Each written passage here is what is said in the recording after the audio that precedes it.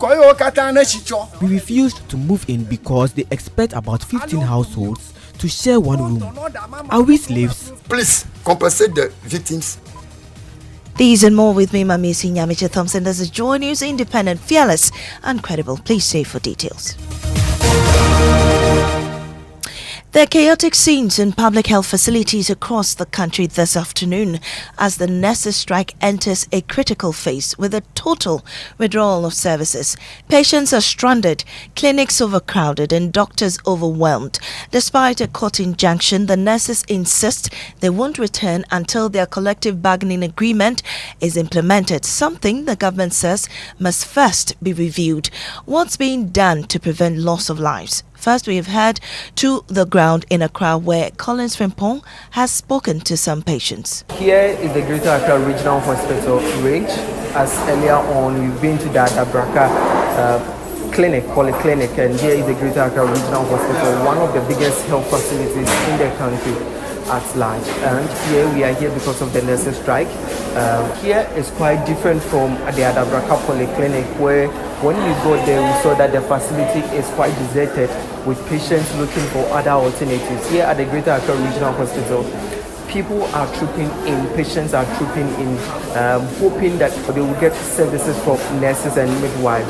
But that's not the situation. You've been here, and what the information that we are picking on ground at the moment, after engaging with the public relations officer for Greater Accra Regional Hospital, nurses have had to step in to provide services as the nurses and the midwives used to. So they are playing dual roles. So let's engage some of the patients here this morning. That they do at 5:30. This is our time and shame. Normal nurses for cost strike. And the doctors for the barber shame so more work. It was still more my money per baby, but probably almost. Into a srap by saying the nurses for here and on your mom and I bar almost me shame. It's any punk here. So she came here with her brother who had issues and surgery around the heart. That today they are supposed to see the doctor to review the situation, but they are not getting anybody to assist them. We have more patients here that we want to speak to. This is the main OPD at the Greater Accra Regional Hospital here in the Greater Accra region, but the situation is quite dire here. Patients are trooping in to various departments to ensure that they will get services, but they are not getting. Mami, Pacho, you're frozen. Sorry, Pacho, frozen.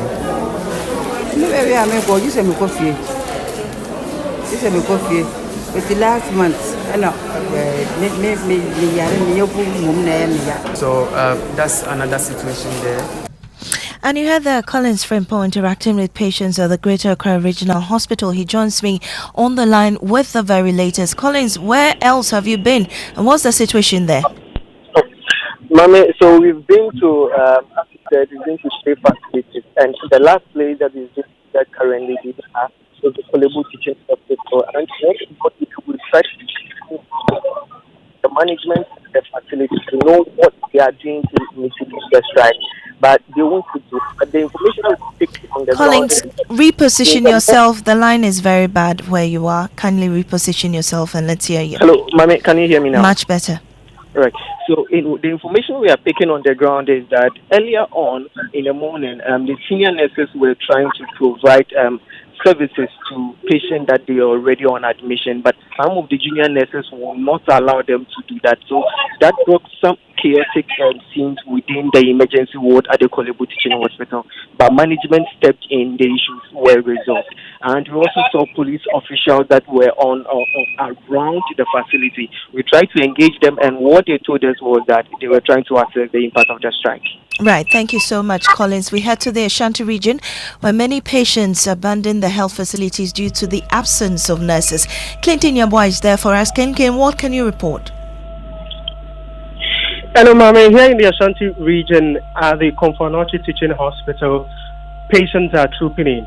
But unlike last week where patients troop in and find nurses who are unwilling to take care of them, this time around, the nurses are no more at the hospital. And so the patients are coming to meet empty wards and empty units. At the Konfanochi emergency unit, the place which is always trooped is empty to the extent that the beds there are now being moved out. the conversation I had with some of the people who are moving the beds are that they want to make way for the place to be conducive and also to prepare the place for some renovation since the place is currently not in use. Scan section, and they say that the nurses are on strike, so we can't do. So we have to go back home and wait till this strike, everything is over, and where are you coming from? I'm coming from Ekropon, Ekropon, Chiman will be rather Ekropon, How is your father's condition? For the past few weeks, it's not easy. He's not feeling well. He can't even eat. He's going through a lot. He needs medical attention, I know. And that some patients Clinton engaged somewhere in Kumasi. Let's take you now to the Western region where Inathalia Kwanzaa is on standby. Ina, what can you also report? Yes, it's a sad event here in most of the hospitals in the Western region. Patients are trooping in with the mindset that they would get to see these nurses. Unlike last week when they were aware of the strike, this time around they are not aware and they are just trooping and they meet empty hospitals and then they have to return. People with serious illness and all that have to return or sort to other private hospitals. Right, Ina, thank you so much for that update. Well, the General Secretary of the Ghana Registered Nurses and Midwives Association, David Tinkranchum, says members are ready to make any sacrifice necessary to have their demands addressed. He also refuted claims that a court injunction had been issued to halt the strike. It's been reported that a court injunction has been served on us. We have not received anything of that nature. So as far as we are concerned, we are still on our course of action. Anyway, I'm being told that the Fair Wages and Salaries Commission has written a letter to us. We had an emergency council meeting yesterday. The decision is to appear. Obviously, it's the same tactic that has been deployed by the employer over the years. There is a blueprint as far as the employer is concerned. They will renege on their responsibility if we assert our legitimate rights by employing certain actions such as this. They will just run to the Labour Commission. The Labour Commission will go to the court to seek injunction, injunct the process, and then everybody goes back to sleep. Well, Chairman of Parliament's Health Committee, Dr. Mar Nawani, acknowledges that while some of the nurses' demands are valid, others may need to be reconsidered. He says Parliament is scheduled to meet tomorrow and the issue will likely be discussed at both the committee and plenary levels. We are appealing to their conscience not using any law to go back to work and let us continue to discuss the issues. If you look at the new conditions of services, some of them I wouldn't call new. I will always say that possibly the figures involved is what we've got to talk about, but they are not completely new, and I think that government should be ready to dialogue. Conditions of service, some of them, I believe that government should be dialoguing with them. I'm not part of that committee, but for example, payment of fuel allowance to a certain category of the nurses. It happens even in the civil service. Supply of uniforms, the government is already paying 400 Ghana cedis a year, and now they want 1,000 Ghana cedis. I mean, the government should be ready to listen. Meanwhile, Director General of the Ghana Health Service, Professor Samuel Kaba, has appealed to the nurses to consider the plight of patients and return to the negotiation table. Call on our sisters and brother nurses to come back to work. Then, like yesterday, I said to one nurse that if you come to the hospital now, you as a nurse, and you are pregnant, you are going to deliver. Because she was a pregnant nurse. What are you going to say? Will you say, I won't deliver today because we are on strike? You'll be shouting, let's all do this. Let's go back to the negotiation table. And you heard the Director General of the Ghana Health Service, Professor Samuel Kaba, appealing to the nurses to reconsider their decision. Moving on, the Ghana Revenue Authority has issued a strong warning to oil marketing companies, cautioning that failure to comply with the newly approved 1 cedi per litre levy on petroleum products will attract serious consequences. The warning comes as the GRA, in partnership with the National Petroleum Authority (NPA), begins stakeholder engagements ahead of the official rollout of the levy on June 16, 2025 in response to growing industry concerns. Chief Revenue Officer in charge of the policy and programs with the GRA, Smile Agbemenu, says there's already a sanction regime for failure to comply. We have categorization of the oil marketing companies.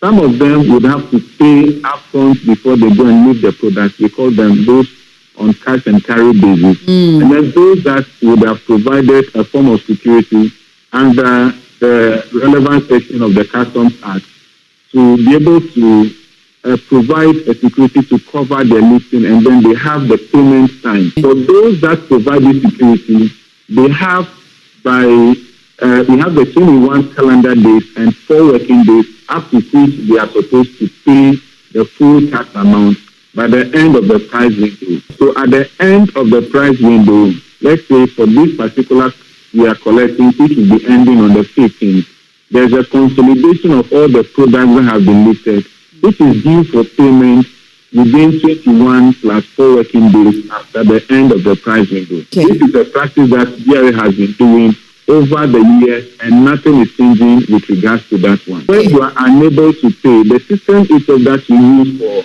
listing the product will deny you access. It means that you are unable to list any subsequent products, and then the security that you have provided, GRA may have to fall on the security. So these are practices that are known in the industry, and nothing is changing with this practice. Mr. Agbemenu is confident the ongoing engagement will address all concerns of interest groups. Many of the policies are implemented during the act of any of the price windows, either the first of the month or the 15th of the month. The reason for which you mentioned that we are expecting to implement this policy on the 16th of this month. That is the start of the new price window.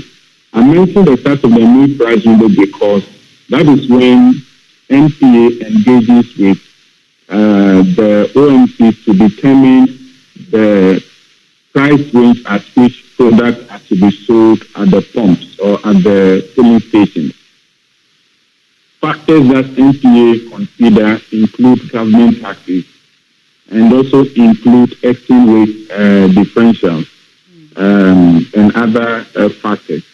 So when we commit the new tax to NPA then adds this one into the price builder and communicates to the oil marketing companies how much they are expected to sell the product at the pumps or at the filling stations. Meanwhile, Chairperson of the Public Accounts Committee and the former Deputy Minister of Finance, Abnal Sayasari, says the minority is not against fixing the energy sector, but insists the levy will bring undue hardship on Ghanaians. It is not our caucus refusing or preventing the state from fixing a known problem. I remember very well when the NDC was in opposition. They said that the issue in the energy sector had to do with efficiency, and so the problem was efficiency. In President Mohammed's State of the Nation's address, I remember him saying that too, and even went ahead to say that this cash waterfall mechanism, where it's an account where all revenues generated under ECG will be put in there, and then based on that they can distribute it according to a formula to pay for pay to the IPPs and pay their expenses. So if it's about efficiency, what have they put in place to introduce efficiency? You start that first before. But on Tuesday, when they presented that levy, amendment of that levy under a certificate of emergency, you ask yourself, you just presented a budget in March, and then 2 months down the line, you come back and say, there's an emergency, and so I want to do this, I want to do that. What happened to the efficient measures that you said you were going to introduce?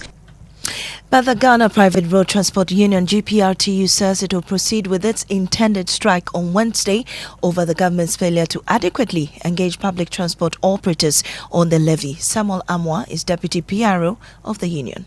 Yes, we have the intention of embarking on strike hopefully coming Wednesday, that is on the 11th. The reason being that as we started, talking about the one Ghana cedi energy sector levy that the government is, taking from the transport operators. Let me put it that way, because we are, the majority that buys the fuel. Well, Ghana's ambitious Gold for Oil program, once touted as a bold fix to the country's crippling dollar shortages and surging fuel prices, has now turned into a fiscal headache, racking up over 2 billion cedis in losses amid a deepening currency crisis and dwindling reserves. There's more in this analytical report by Joy News Research Desk. Since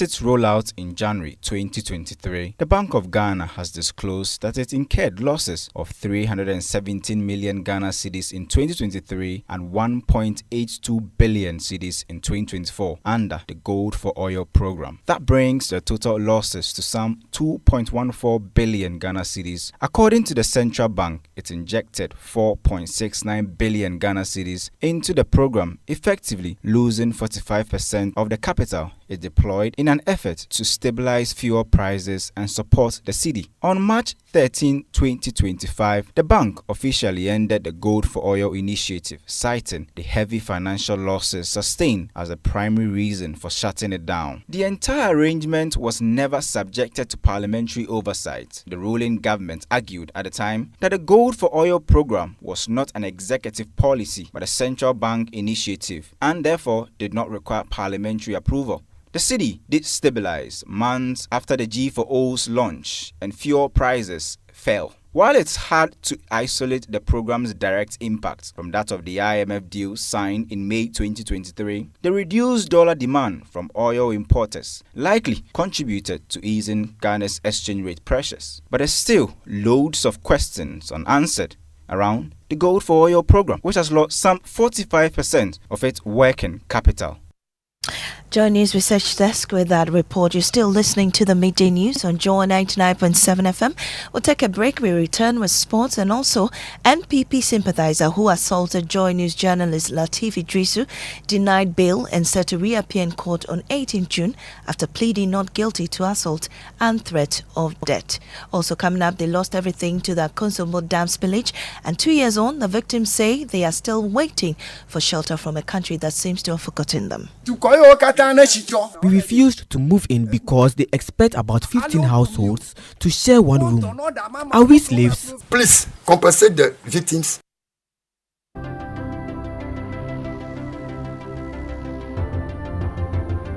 When budgets are tight and money difficult to come by, you want to be sure you get the best value for your money. These are not times to be spending money fixing expensive engine problems because of cheap fuel and lubricants. Drive to a petrol source station today and buy your quality fuel and lubricants, and rest assured of fuel that lasts long and lubricants that prevent expensive engine problems. Hear the sound. Petrosol, clean fuel in full quantity. When I wake up in the morning, I brush my teeth with Kale Charcoal toothpaste. This gives me confidence all day. Anytime you meet Amma, don't be surprised I smile showing my beautiful white teeth because I don't have cavity thanks to Kale Charcoal toothpaste for its natural charcoal properties. In fact, we are like twins. I can't go without my Kale Charcoal toothpaste. That be why I dey use Kale Charcoal toothpaste morning and night when I dey go bed safe. It dey make my teeth white when it dey comot every scent from my mouth inside. My confidence level they go up, so I dey show my 32 teeth all. Introducing the Kale Charcoal toothpaste, formulated with activated bamboo charcoal powder, ensures whiter teeth and removes bad breath. The strong natural property of the activated bamboo charcoal removes bacteria, absorbs surface stains on our teeth caused by coffee, wines, and tobacco. Welcome, Kale Charcoal toothpaste. Kale Charcoal toothpaste, Sankofa Yenchi. Kale, happy smile. This advert is FDA approved. Papa no no, papa no no, papa no no, papa no no, papa no no, Ankasa. Polytank is everywhere, durable and authentic. Stronger brand you can trust. Polytank, we get some more Rambo and get some more super. And the Polytank, we did.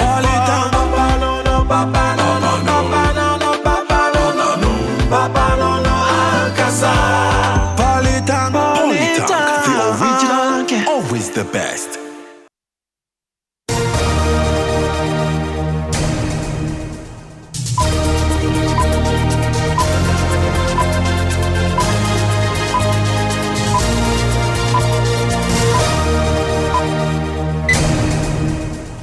Welcome back to the Midday News. We have sports. Yes, Maame, so the Ghana Premier League season has concluded with BBN Gold Stars becoming champions for the first time in their history. They've now qualified for next season's CAF Champions League, and head coach Frimpong Manson is hoping to strengthen the squad as they target group stage qualification. We need to, because that is another level, so we need to up the squad, and at every level you need to add. You see the kind of quality, whether you want an experience or whether you want the youth, that will all depends when we sit down. I have the draft there. We will answer all those questions as to who and who are coming. Okay. That's the head coach of BBN Gold Stars from Proman. So back to you, Maame. And Thank you. Your fufu is at home. You need to come. I'll come for it. Thank you so much. Now, NPP sympathizer Theophilus Thompson, who assaulted Joy News journalist Lateef Idrisu, has been denied bail by the Circuit Court and will reappear in court on 18 June after pleading not guilty to assault and threat of death. 55-year-old Theophilus Thompson was captured on video along with other suspects who are currently on the run, assaulting Lateef during his live coverage of the detention of NPP Ashanti Regional Chairman Bernard Entry Bosiako, also known as Chairman Uwontumi, in Yoko custody. Now, my colleague Kenneth Jesse sat through the court proceedings and joins us with more. Ken, what more can you report?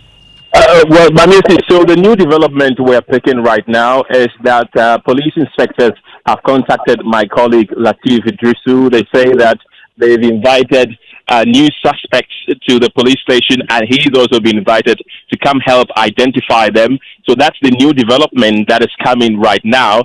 But what happened in court, you've summed it up.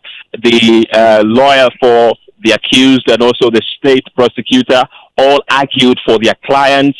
The state prosecutor opposed a bill which was brought before the court by the counsel for the accused. He argued that his client is not a flight risk. His client has a permanent place of abode, and his client is not guilty. So on these grounds, the court should grant him bail. But the state prosecutor objected to that, saying that if he is granted bail, he could tamper with investigations which are currently ongoing. And also the fact that some suspects are still on the run, he could also tamper with investigations. And on these grounds, the judge said he's using his discretion and has denied him bail, and is set to reappear in court on the 18th of June 2025. And that's Kenneth Jesse reporting from the Circuit Court.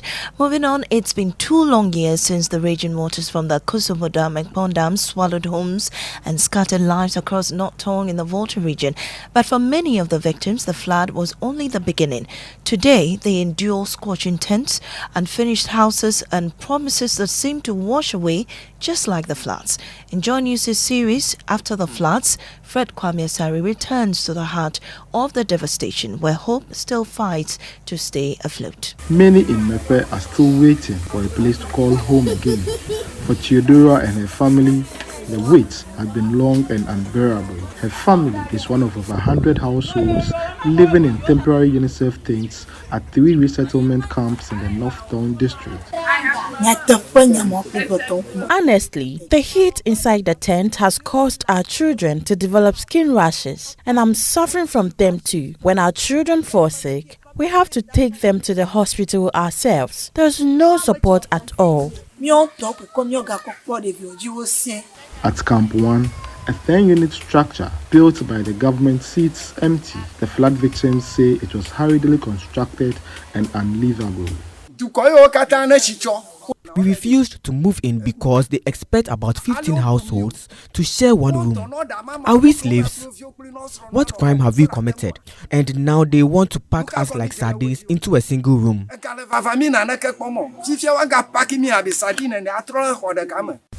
The government's resettlement project remains incomplete, but concerns are growing over the cost and quality of the new housing units. They are putting up 20 rooms, which is 2 bedrooms, a kitchen, no toilet, no bath, and they are laying it without mortar joint. When you push it with your hand, the whole thing will collapse. And this building alone is about 800,000 Ghana cedis. Why is the government wasting money in somebody's pockets? Please compensate the victims so that they go to their homes and leave the camps for you. For these victims, it is not just about shelter, it is about dignity, security, and a chance to rebuild their lives. Fred Kwame Asari with that report there. Very sad story over there. Well, let's see what's trending on the news. Jackie and Derek Ashilevi joins me in studio. Yes, Maame. What's trending, Jackie? Well, the NSS, their strike is still trending. Hashtag GRNMA still trending on social media. So let me just read a couple of comments. So Kweku says that, so if the previous government failed to sign the agreement, is it not only proper to negotiate with the new government to find out why it wasn't signed? Ahmed says that pay what is due, then we'll go back. So I think these are NSS still commenting on this. And there was another post where the PR of the UPNMG says that that association is not part of the ongoing strike. And someone came to comment. There's some nurses working, you know. Yeah, so someone came to comment and said that UPNMG is a wannabe association. GRNMA has 90% of the nurses. At least the good news is that they're meeting the ministry today and then other stakeholders, to find a way forward. Yeah. Actually, what's trending? Maame, guess what? The 40-year-old footballer shattering the records with 938 career goals takes the #1 spot on the trends. I'm telling you about the greatest to ever do it, Cristiano Ronaldo. Hey. He takes the trends and he's resurrected the this debate. Yeah. Right? who really is the GOAT? Yeah. It looks like you're a secret I'm admirer. a big fan. I'm a big fan. I see. You're a big fan. Well, that brings us to the end of this afternoon's news here on Joy 99.7 FM. I am Amisi Nyamiche Thompson. There's more news on my joyonline.com. Up next is Living Word with Pastor Mensa Otabel.